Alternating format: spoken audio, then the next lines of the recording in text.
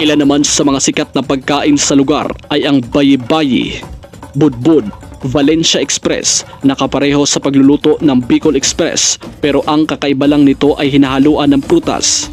Ang ipinagmamalaki nilang humba de froca na hinahaluan pa rin ng prutas. Mga festivals tulad ng Sinulog sa Himalalud, Guglasan Festival, Langob Festival ng Mabinay, Tawo-Tawo Festival ng Bayawan, Pasayaw Festival ng Kanlaon at Kinaiyahan Festival ng Dawin. Mga katangi-tanging atraksyon sa Negros Oriental, ang kanilang ipinagmamalaking Maldives of the Philippines, ang Manhuyod Sandbar, Turtle Island at Lake Balanan ng Shaton, at ang kilala bilang isa sa nangungunang community-organized marine sanctuary sa buong mundo, ang Apo Island na matatagpuan sa lungsod ng Dawin. Ang Apo Island ay nabuo raw sa pagsabog ng mga bulkan sa Negros Oriental, kaya kulay itim ang mga rock formation dito. Isa na ang tinatawag nilang Boluarte na isang malaking tipak ng bato na sasalubong sa mga turista sa entrada ng Apo Island.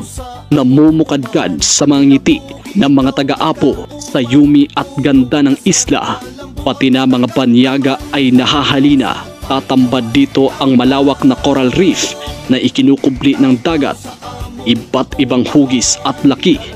Talaga namang walang masisidlan ang yaman ng isla.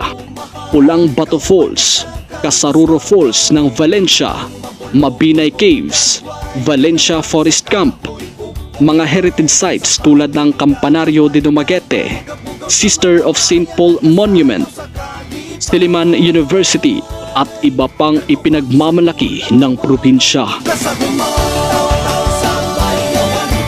Sa paggamit ng kaunlaran ng Negros Oriental, kaakibat nito ang pagpapanatiling malinis na kapaligiran at ang pagpapangalaga ng Negrense sa likas na yamang biyaya sa Puong Maykapal, mula sa pagdanak ng dugo hanggang sa pagkatuyo sa pag-asang muli pang sisibol ang araw sa isang nasadlak sa rebelyon.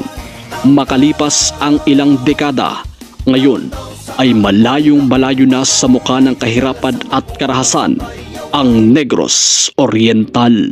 Simbolo ka sa kakugi, sa mga mag-uumatinhi, hinatag ka sa kahitasan.